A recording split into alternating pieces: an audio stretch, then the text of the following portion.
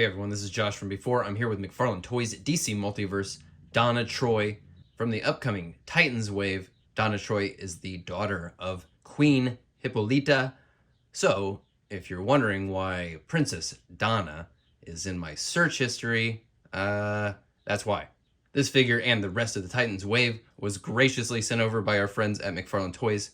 These are up for pre-order and will be shipping within the next month or so, and I gotta tell ya, McFarlane Toys online store has been on a roll with being the first to ship some of these recent waves, so use that promo code MTS10.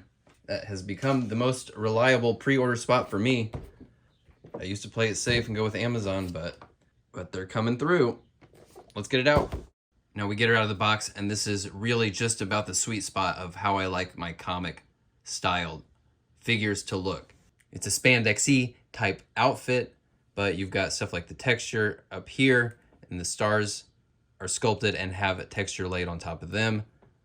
The armor pieces have dings and nicks, so you tell a little bit of story there, show some of the history of battles she's been in. Just great contrast with the simplified spandexy comic style outfit, plus some personal touches to make it feel unique and interesting. Got a really beautiful face sculpt here and a heavy makeup look painted on there. I think it looks really good on camera, but in person it does feel like the eyeshadow is maybe a little heavy. Kind of just depends on what angle you look at it. It can start to read as like bags under the eyes. The hair has this purple highlight all over, gives a little extra dimension, but all this hair means that head isn't looking up at all. She looks down just fine. She can look to the side, great, but the hair is going to get in the way of a lot of potential movement there. We've got these shoulder armor pieces with this strap running across. I really love that. It gives it some more dimension, some extra visual interest to the costume design there. My arms are pretty tight on here. They do have a little bit of that butterfly movement. And these shoulder armor pieces do get out of the way a little bit when you, hang on. When you raise that arm up, you can see those give a little bit, and you can even push it in, but it does start to get pretty cramped up in there. They raise up just fine. You can see that bit of that butterfly bushing there, and how that, it's got a little bit of movement. Bicep cuts right there, clean at the armband. The gauntlets on the arms do hide one of the outside pins of the double elbows that get up fairly snug. The gauntlets here, the belt, shin guards, the metallic armor pieces. All the metallic armor pieces except for the shoulders, they're just bare plastic. They don't have any paint, and it really suffers for them. I really don't like when pieces that are supposed to be metallic have no paint on them.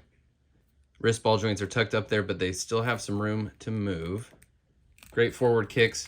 Backward leg movement kind of restricted by that big booty there. Side splits kind of constricted as well, it seems like. Some leg rotation can come into play when you lift them up, but not a ton when they're pointing straight down.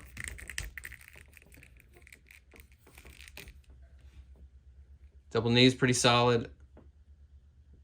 Impaired a little bit by the big shin guards, which again, that lack of paint coming into play here. There's great little details of the stars that are sculpted in. They have even some texture on there, and you can barely see them because they're just bare. Big chunky heels like we've seen before on some of the Wonder Woman figures. Big clog type heels, but the ankles still do move quite a bit, so you should be able to make her stand up. She comes with one accessory, which is this Amazonian broadsword. I mean, the blade of the sword is broad. I'm not saying the Amazonians are broads. That's disrespectful. Like the armor, it's a great looking sculpt, but no paint on here.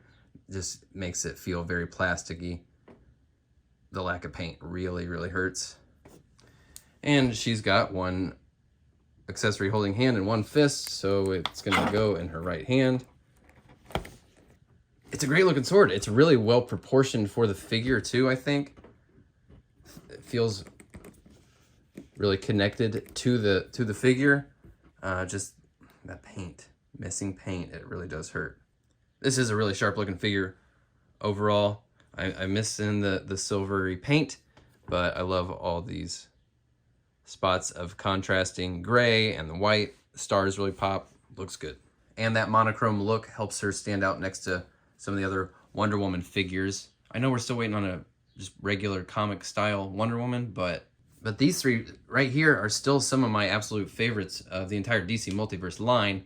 They can really pull off some great female characters.